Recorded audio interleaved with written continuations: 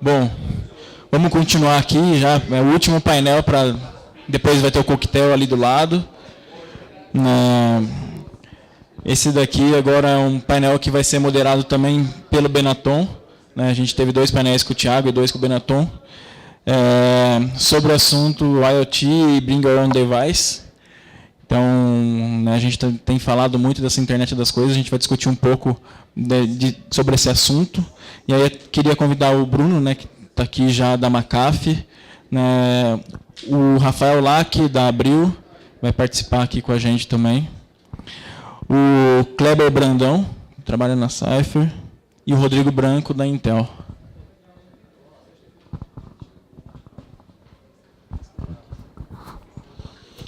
Bom, vamos lá, vamos fechar então. Acabei de receber aqui um modelinho, um computador, roda TIC Linux, né? Com TIC Linux. Não sei nem falar o nome. Olha o tamanho, poder de processamento para rodar criptografia. E esse componente, esse computador, ele vai poder ser usado e ele apresenta uma série de problemáticas do ponto de vista de segurança. IoT. Qual a versão do Bash?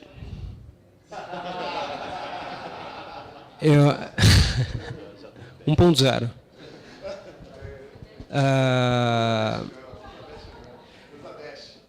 E aí, a grande questão de IoT que, além de tudo, ele no último Hype Cycle do Gartner, ele está na ponta. Então, é algo que é muito falado e que se espera que para o próximo ano, daqui 3 meses, a gente comece, nos próximos 15 meses, a gente dobra o número de dispositivos. A gente tem hoje em torno de 7 milhões de dispositivos e para o próximo ano é previsto 15 milhões. Tem uma série de desafios, não só pelo celular do Bring Your Device, que hoje em todas as empresas tem essa característica, essa necessidade, mas ele tem outros pontos, como é um dispositivo portátil, um dispositivo que ele não está sempre online. E para começar, acho que seria bem bacana que cada um pudesse contribuir com que preocupações a gente tem em um modelo onde não existe um framework pré-estabelecido pelo mercado. Existem empresas definindo padrões, mas ninguém ainda entrou num consenso. E quando não há consenso do ponto de vista de arquitetura ou mesmo de segurança, começa a dificultar a nossa vida. E mais cedo ou mais tarde, isso aqui vai estar espalhado em todas as empresas. Rodrigo, você começa? Por favor. Boa tarde a todos. Está todo mundo ainda acordado, isso é bom. Se não tiver, eu vou começar a gritar aqui, daí todo mundo acorda. Na verdade, assim, eu vejo que o principal desafio atual das empresas é elas esquecerem a segurança tradicional de perímetro, né? Isso daí morreu há séculos, mas, infelizmente, né, ainda se insiste nesse modelo. O perímetro não existe mais, acabou. Hoje vão ser esses dispositivos menores que vão entrar na rede, vão ser funcionários com celulares lendo os e-mails corporativos, você querendo ou não. Tá? Então, assim, se você criar uma política, um modelo de gestão para esses dispositivos, excelente, talvez você consiga fazer alguma coisa. Se você não criar, isso não quer dizer que os funcionários vão deixar de usar. Tá? Não vejo mais como evitar isso daí, já se tornou uma realidade. Também vejo que a grande questão que você mencionou, né, de não ter ainda um padrão estabelecido de arquitetura, porque na verdade é quase impossível, porque você vê o tamanho de um dispositivo desse, suportando processamento acelerado de criptografia, um dispositivo extremamente pequeno, mas para um uso extremamente específico, e aí cada um está desenvolvendo o seu próprio modelo, e aí de repente o pessoal está colocando aquelas pulseiras de saúde, né, que monitora, se autoconecta com o dispositivo, e isso já está sendo utilizado para você se autenticar também, né? Então o pessoal já está utilizando as informações das redes em volta do seu dispositivo, como também uma forma de identificação de onde esse dispositivo está. Então eu já vejo produtos aí no mercado saindo, onde o produto tenta descobrir descobrir onde ele está, como uma forma desse produto se autenticar e trazer uma política de segurança. Então, assim, existem uma série de ideias inovadoras nessa área, mas que, ao mesmo tempo, também trazem desafios. Mas eu vejo muitas oportunidades, né? Então, os seus usuários com essas pulseiras de saúde, está na hora da gente começar a utilizar o batimento cardíaco do usuário como uma forma de autenticação, né? Já existem, a gente já tem tecnologia para fazer. Só falta as empresas começarem a querer, demandar e utilizar. Então, ao invés da gente só ver também como problema, ver também como as vantagens que essas tecnologias estão trazendo. Hoje, a autenticação dupla, né, com o mecanismo via token no celular, é uma coisa que já é viável, né? Quem não tem celular hoje em dia que não consiga receber um SMS? Se a gente conseguir que as operadoras prestem um serviço melhor, né?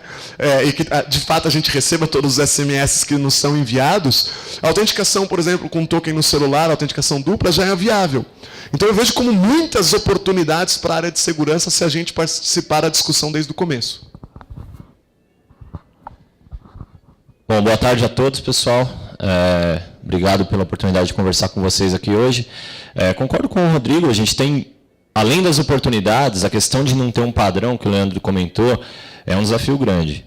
Do nosso lado de criador de tecnologia de segurança, é muito difícil criar alguma coisa que consiga abranger esse mundo todo, falando de IoT e falando de BIOD também, para a gente ficar nessas poucas siglas que a gente falou até agora. Né? A questão do padrão, quando a gente entra do lado corporativo e faz com que a gente vai usar um dispositivo corporativo que é controlado pela empresa, legal, fica mais fácil para a gente controlar e até conseguir evitar que o usuário execute algumas ações nesses dispositivos. Mas, como o Rodrigo comentou, não adianta. Tá? Não adianta a gente padronizar, porque ele sempre vai trazer coisa de casa, ele sempre vai trazer o laptop, outro smartphone, outro tablet e vai querer conectar. Tá, então aí é que a gente precisa fechar um pouco esse cerco para tentar pelo menos monitorar o que está acontecendo. Tá? Outra coisa que ele comentou sobre a expansão do perímetro, né? O perímetro realmente acabou. A gente, até estendendo um pouco o assunto para a nuvem, não tem mais. A gente está levando um monte de aplicação para fora. Desktop, né? A gente tende a ficar falando de antivírus, e o antivírus no desktop ele é simplesmente a última camada de proteção que a gente não tem mais como proteger, mas a estação do usuário se expandiu.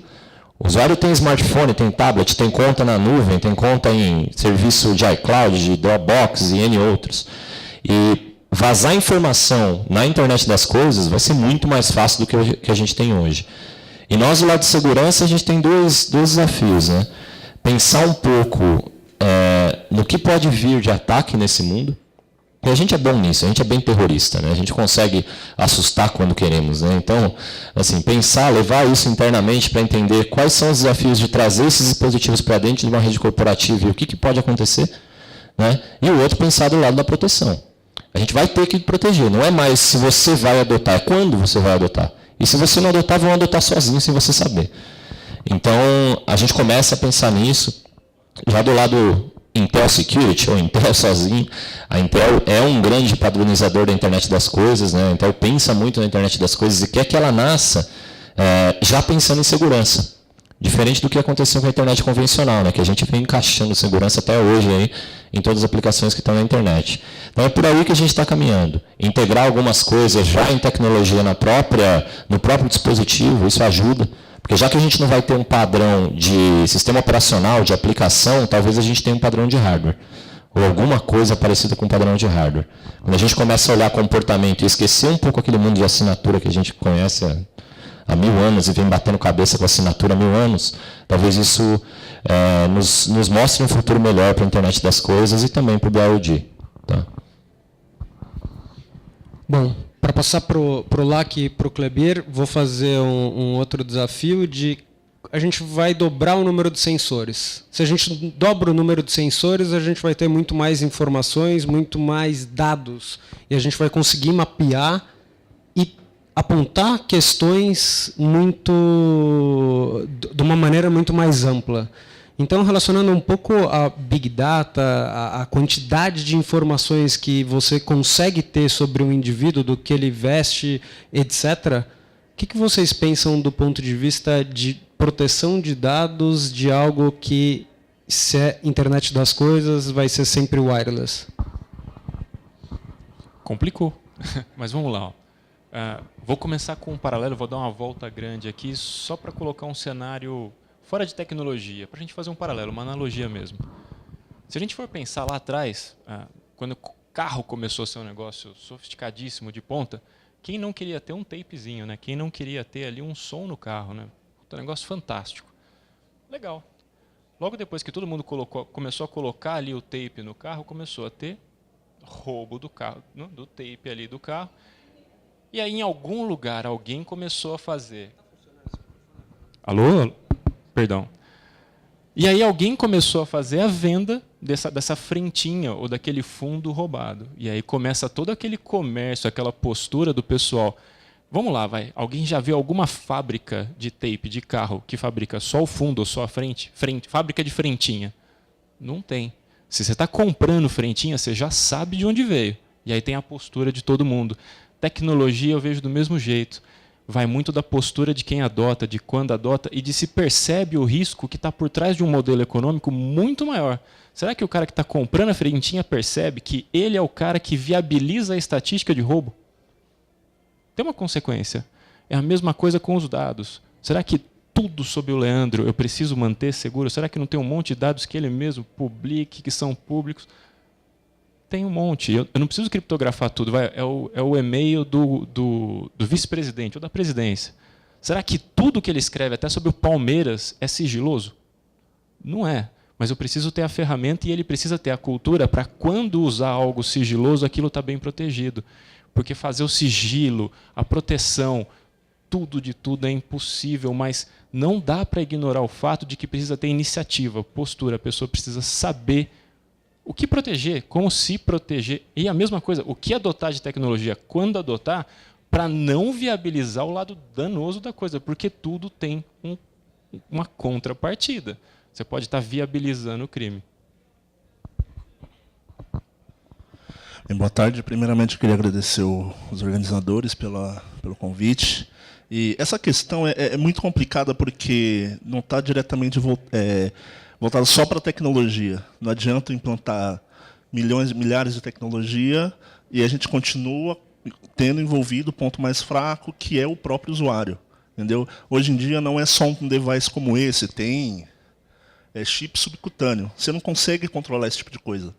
Entendeu? Então, além dos controles que assim não é que são não são válidos, eles são válidos, precisam ser implementados, mas a gente também precisa se preocupar com a própria educação do usuário.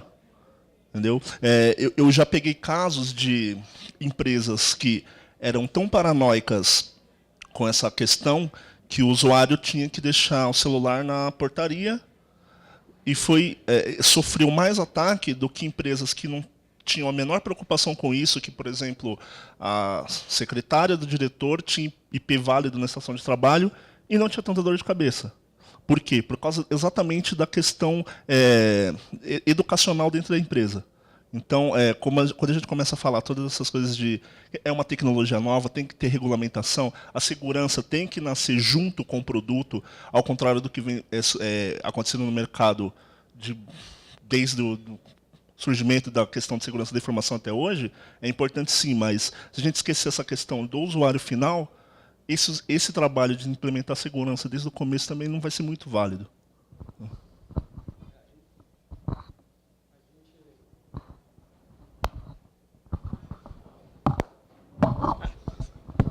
Aqui esse microfone é pegadinha. A gente vê, e acho que no final das contas, que o usuário é muito criativo e ele sempre acha uma maneira de deixar o nosso trabalho, a pôr desafio no nosso trabalho. Ele quer ter acesso e por experiência eu vejo que eles acabam quebrando questões de segurança porque eles querem levar um trabalho para casa, ele quer jogar aquilo na nuvem porque ele quer continuar trabalhando. Então, não é muitas vezes porque ele não está sendo... porque ele está querendo quebrar uma regra de segurança. Às vezes também é porque ele quer ser produtivo. Então, a grande questão de segurança é como facilitar esse trabalho para que o usuário, o colaborador, consiga produzir de uma forma onde eu aplico a segurança da informação sem deixar ele criando atalhos. E a gente viu os celulares, onde as pessoas levavam celulares para acessar 3G. isso acessar redes sociais. Eu acho isso, pelo menos para uma empresa como Terra, ok, e isso é estimulado. Agora a gente vai ter uma outra questão onde existem computadores ou existem outros dispositivos que vão ser plugados na nossa rede e são invisíveis. Como você se preocupar e... Pois não.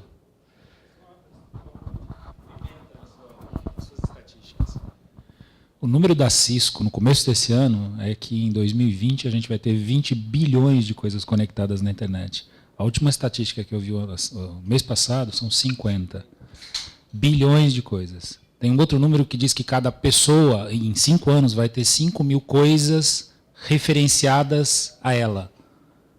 Você vai ter 5 mil coisas que são relativas a você, que vão monitorar o teu contexto. Então, a gente está falando de usuário, que tem que educar o usuário, que tem que treinar, que tem que controlar o usuário. Pensa no seguinte, the device is the user. Acabou o usuário vai ser uma coisa. E o comportamento é programável e acessível, sem fio. E aí, a gente tem outra, e agora saindo um pouco de segurança, mas para algo que envolve diretamente segurança, você tem um dispositivo que ele não está sempre conectado e que, de fato, ele vai precisar de atualizações, e acho que esse é um dos grandes desafios. Como fazer o gerenciamento de patches para dispositivos que não estão sempre conectados e quando eles chegarem a 50 bilhões de componentes? Como você vê, Rodrigo? Na verdade, realmente existe uma quebra enorme de paradigma, né? Todo mundo que tem, acho que quase todo mundo aqui deve ter uma Smart TV, se não for todo mundo, certo? Todo mundo aqui tem uma Smart TV. Quantos sabem qual a câmera que a sua Smart TV tem? A sua Smart TV provavelmente tem uma câmera. Se a sua Smart TV recebe certos comandos de voz, ela também tem um microfone. Quem aqui já se preocupou se essa rede onde a sua Smart TV está conectada não foi invadida e essa câmera da sua Smart TV não foi comprometida? Então, para quem tem TV no quarto, está aí uma coisa a se pensar. Não é só a atriz brasileira que vazou as fotos dela que está correndo esse risco. Os dispositivos estão sendo conectados e as pessoas nem sequer estão pensando nesses dispositivos sendo conectados. A gente está falando de uma câmera conectada no quarto, uma câmera conectada na sua sala, com microfone, com tudo. E esse equipamento tem problemas de segurança. Tá? Existe um pesquisador coreano que ele demonstrou, na verdade, diversas vulnerabilidades nas Smart TVs da Samsung, onde ele acionava a câmera e a luz da câmera não ficava acesa.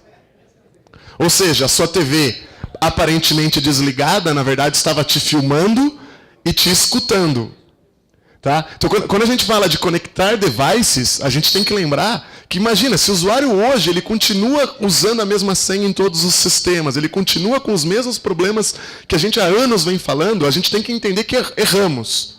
Vamos zerar, vamos esquecer segurança tradicional e vamos tentar repensar segurança. Porque senão a gente não vai conseguir proteger. Se nós de segurança da informação, numa sala cheia de gente de segurança da informação, pouca gente de fato parou para pensar na Smart TV que está lá na rede. Porque eu acho muito difícil que, apesar de, mesmo quem levou em consideração, acho muito difícil que aqui as pessoas segmentem a rede que é utilizada nessa Smart TV. O Zilo 1. Legal, 1. Então olha que interessante, por exemplo, no HC esse ano vai ter uma palestra falando sobre os rootkits nos roteadores, né? Nos roteadores das operadoras. Então olha que legal, o cara vai mostrar que as operadoras têm acesso a esse roteador que elas estão instalando na sua casa. Ele vai mostrar um rootkit que ele descobriu, ele vai mostrar o processo, como foi descoberto, enfim. Olha que interessante, esse rootkit está instalado no seu equipamento de borda, que é o mesmo equipamento que está dando acesso para essa sua televisão. Isso quer dizer que quem tem acesso a esse seu equipamento de borda consegue se comunicar com a sua televisão. Ou seja, seja lá quem instalou esse rootkit ou qual o motivo desse rootkit ter sido instalado, acho que é bem fácil a gente pensar. Basicamente, a gente está dizendo que tudo que está sendo falado em todos os ambientes já pode potencialmente estar sendo monitorado. E assim, se uma sala cheia de gente de segurança da informação a gente não pensou nisso, imagina quando a gente começar a colocar esses dispositivos em tudo. Segurança tradicional acabou. A gente tem que repensar a forma de ver os problemas de segurança. Vai ter que ter outro jeito. Se eu sei esse dia, não sei, tá? A verdade é que eu acho que isso é a importância das empresas que estão atuando nessa área, estarem fazendo pesquisas nisso, é importante esses fóruns da gente levar esse tipo de discussão. Porque a gente tem que esquecer isso, esse negócio de autenticação daquele usuário. Realmente, complicou. Né? Quando a gente fala de Big Data, na verdade, dados são dados, né? Dá o poder computacional, os dados vão dar a resposta. Né? A grande questão, o grande desafio do Big Data, quando você pensa em Big Data mesmo, é você ser capaz de fazer perguntas que você não esperava para aquela massa de dados.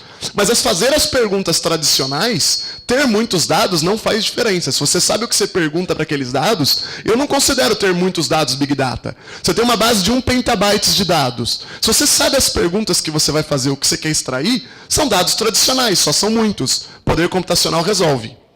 Big Data é você estruturar coisas que você nem sabe o que você quer perguntar.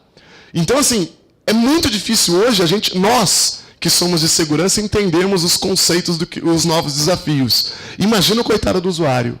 Eu acho que nós temos que começar a pensar num mundo onde a segurança não depende do usuário. E eu acho assim, é aquilo que você mencionou bem, Leandro. O usuário, ele não é malicioso. Na grande maioria das vezes, acho que a grande maioria dos usuários não são maliciosos. Se a gente ajudar ele a não errar, eu acho que ele não vai errar intencionalmente. Poucos vão, desde que a gente ajude ele. Todo mundo vai sair colando Durepox nas câmeras da televisão, viu, cara? E você sabe que, assim, isso é uma piada, é claro, mas há algum tempo atrás, quando a gente começou a se preocupar com pendrive, eu costumava dizer, não, bloquear pendrive funciona ou não funciona é fácil, né? A gente precisa saber com o que funciona, como funciona, e na época eu brincava, falando, não, vamos sair colando Durepox nas portas USB. Mas você sabe que isso está bem atual, né? Dá para sair colando Durepox agora nas portas USB de verdade. Né? Agora é de verdade. Agora o único jeito de proteger é assim. Mas pensando nessa questão, e já pensando também em proteção, isso que o Rodrigo falou está muito ligado ao que a gente está tentando caminhar. Né? A segurança, do jeito que a gente conhece, ela virou um mar de alertas, né, que ninguém olha. A gente vê lá 100 mil alertas, 200 mil alertas de IPS por dia, mais 300 mil de falha de aplicação, mais não sei quantas detecções de antivírus. Tá? E isso tudo ficou ali. Quando a gente tem um problema, a gente vai olhar e tentar descobrir o que aconteceu, etc. Mas realmente esse modelo de segurança, e aí já caindo também na questão da assinatura e do comportamento, que foi comentado, contexto de usuário. O contexto de usuário é uma oportunidade para a gente. Eu acho que é algo que a gente sofreu para entender contexto de usuário e sofre até hoje. Né? Quem aqui já não ouviu falar de Next Generation Something?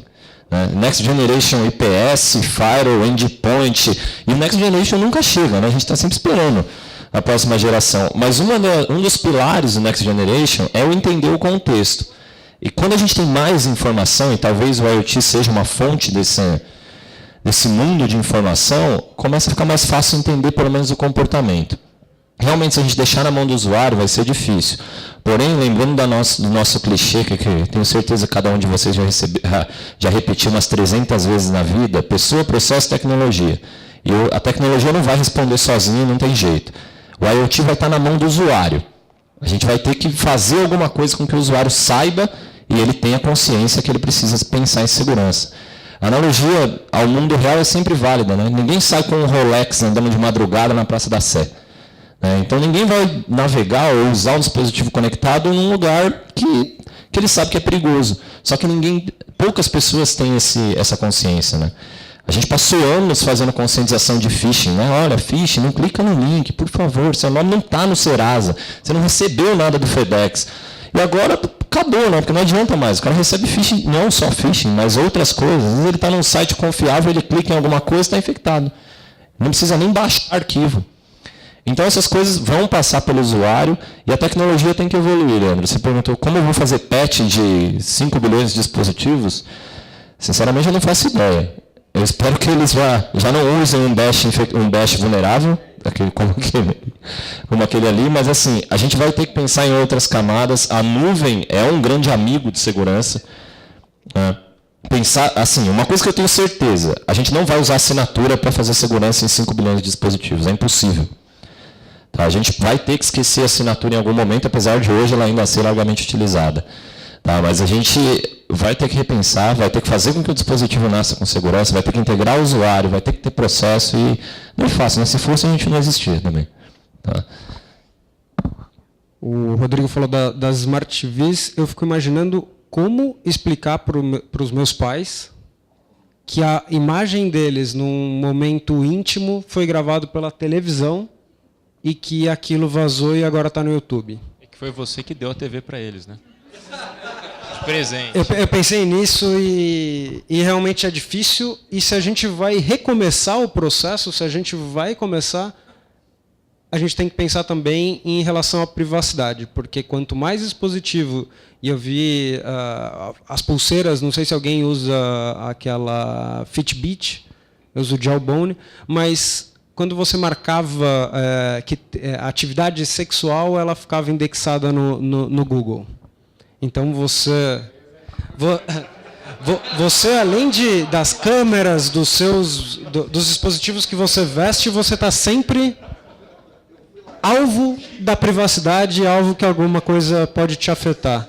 E como vocês enxergam isso dos novos usuários, ou de privacidade e passar uma mensagem do como eles deveriam se comportar?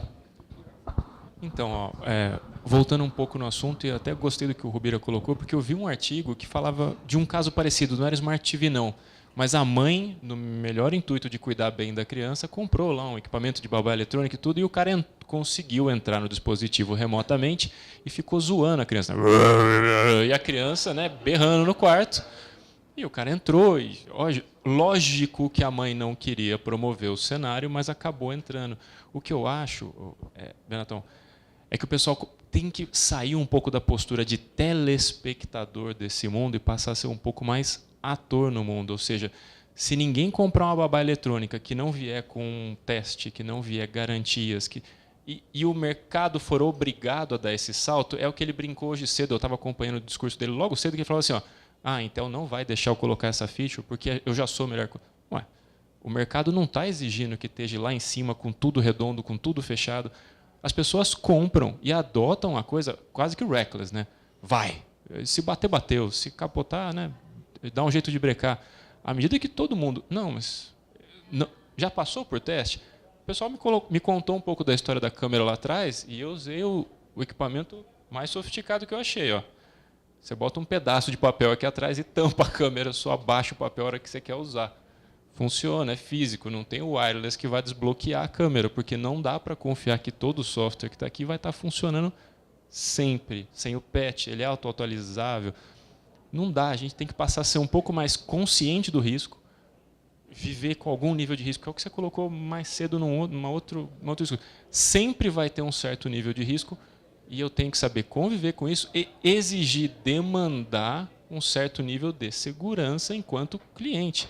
Não dá para ir e falar assim, olha, responsabilidade da Apple garantir. Não.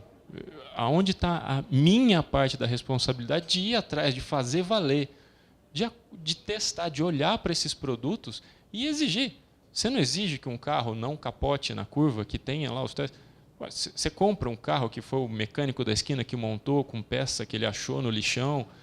Você exige um monte de coisa. Você parte do pressuposto que ali tem um certo nível de segurança.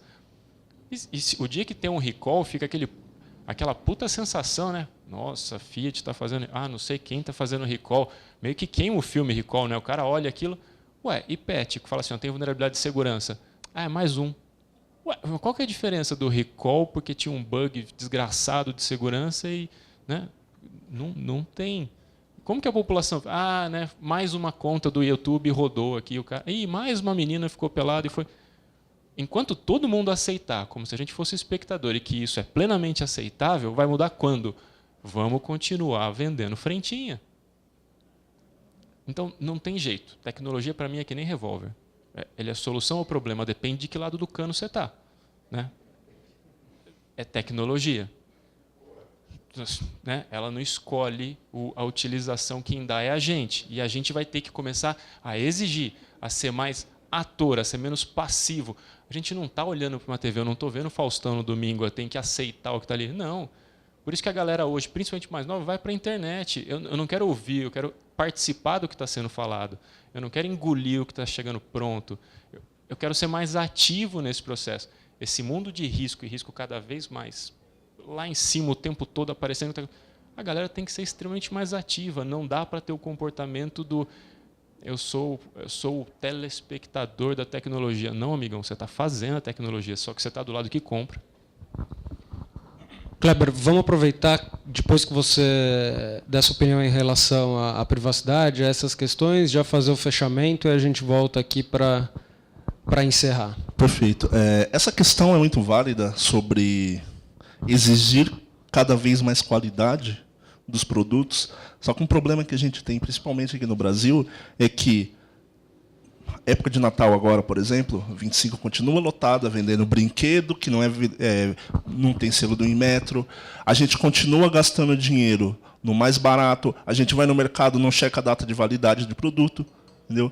A gente compra produto que vai vencer amanhã porque está mais barato, ou porque a qualidade abre mão de certas qualidades do produto porque é mais barato. Então isso continua sendo um problema para quem desenvolve tecnologia, porque tecnologia hoje é cara. Para você entregar uma coisa com qualidade te custa muito, e lá na frente você tem concorrentes que não entregam essa mesma qualidade, falam que entregam, e o pessoal acaba acreditando. Hoje, como o Rodrigo citou de manhã, é conhecido que determinadas empresas têm falhas, a gente continua comprando. 90% dos usuários de, por exemplo, Facebook ou da própria Apple, que tiveram leaks recentes, não usam Two-Factor Authentication, que é uma coisa fácil de configurar, que é uma coisa simples. Entendeu? Então, a questão de tecnologia a gente tenta facilitar ao máximo a vida do usuário. Só que se a gente não levar para ele que isso deve ser feito, não vai ter tecnologia no mundo que seja capaz de suprir isso. Entendeu? E a questão para finalizar, essa questão de privacidade relacionada a devices não é só televisão. A questão de webcam de computador é muito antigo. Há 5 anos atrás, eu andava com fita isolante na câmera, o pessoal me chamava de louco. Hoje em dia, hoje em dia tem empresa vendendo a tampinha da webcam, entendeu? Então, a questão é, como foi citado de novo, a gente desconfiava que existia, mas ninguém tinha coragem de falar. Surgiu, agora, meio que começam pessoas que não acreditavam correr atrás do rabo, e aí acabam acreditando em qualquer coisa que se fala na mídia ou em qualquer coisa que se fala numa conferência, porque não se entende muito daquele assunto, não se pesquisou muito sobre aquele assunto, ou não foi devidamente evangelizada e correu atrás de saber sobre determinado assunto. Se eu não sei, por exemplo, eu não sei nada sobre engenharia. Se me falam que a ponte caiu por causa da areia, eu vou acreditar. Se o outro engenheiro que sabe que não vai acreditar.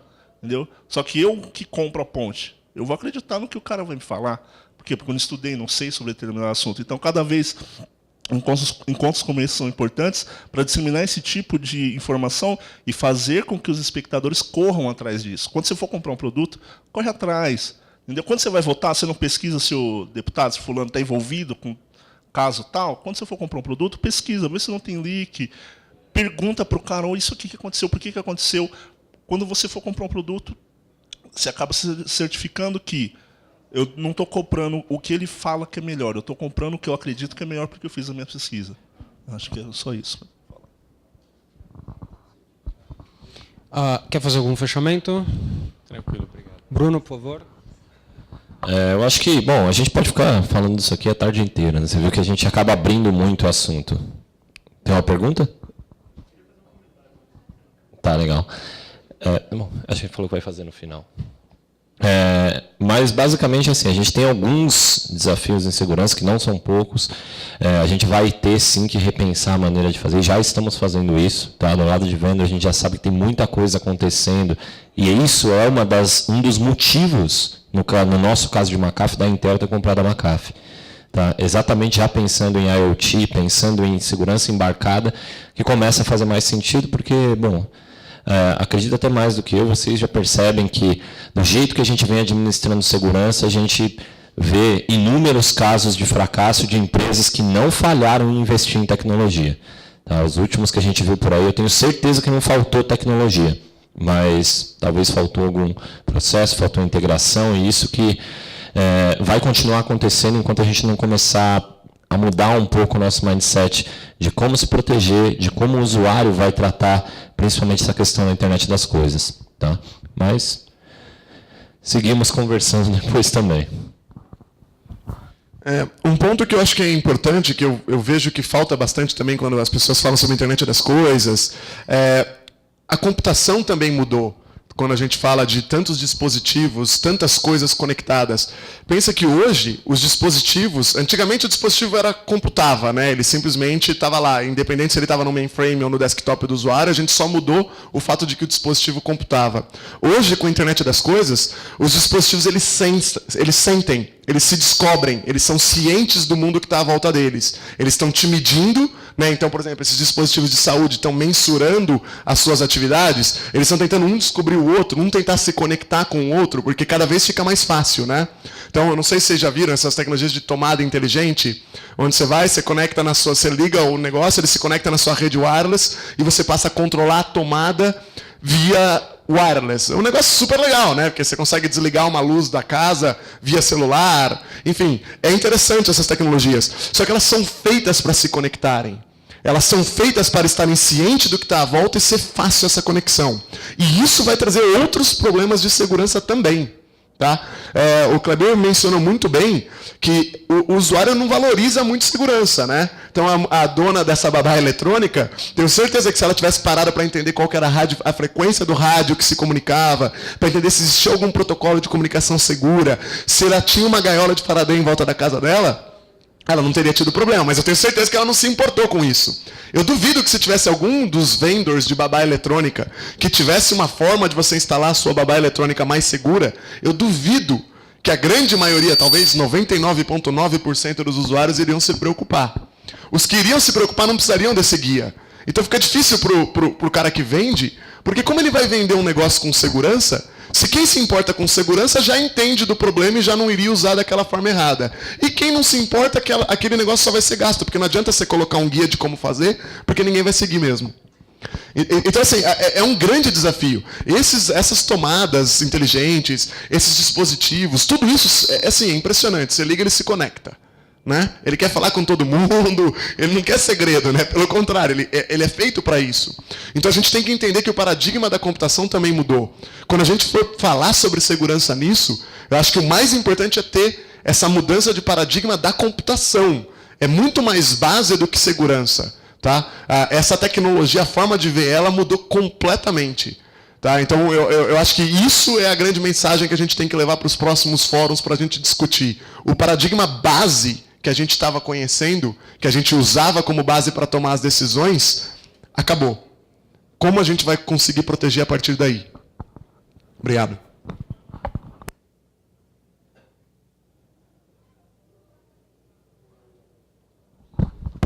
Agora sim. O Sérgio quer fazer um comentário. A gente então está vendo que tem, além de tudo, questões de segurança de machine to machine. E eu acabei pegando uma grande lição aí de que segurança tem que estar muito mais próximo de marketing. Talvez esse seja o grande desafio de se aproximar das áreas de marketing e vender o produto e segurança ser o diferencial. Por favor.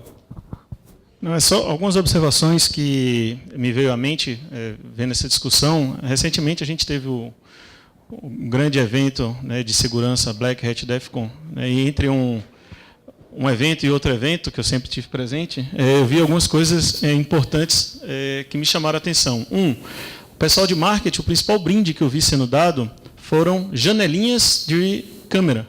Porque agora você vai dar o turn on, turn off da sua câmera. Como? Você vai puxar uma janelinha para a direita, para a esquerda. Então, o pessoal de marketing que está aqui, esse é o brinde que tá funcionando agora. A galera está usando e o pessoal trouxe. A Ice Square estava dando, várias empresas, Microsoft, vários brindes com relação a isso. O segundo ponto é que tem muita gente discutindo essa questão do Internet of Things com um programa chamado AMD Calvary, que é a discussão justamente do veículo com tanta inteligência que tem inteligência até deles se pararem ao mesmo tempo como uma bomba relógio e causar um problema nas cidades inteligentes que a gente tem discutido aí. Então, assim, o impacto pode causar uma ameaça terrorista, pode levar isso para o cidadão e tudo mais.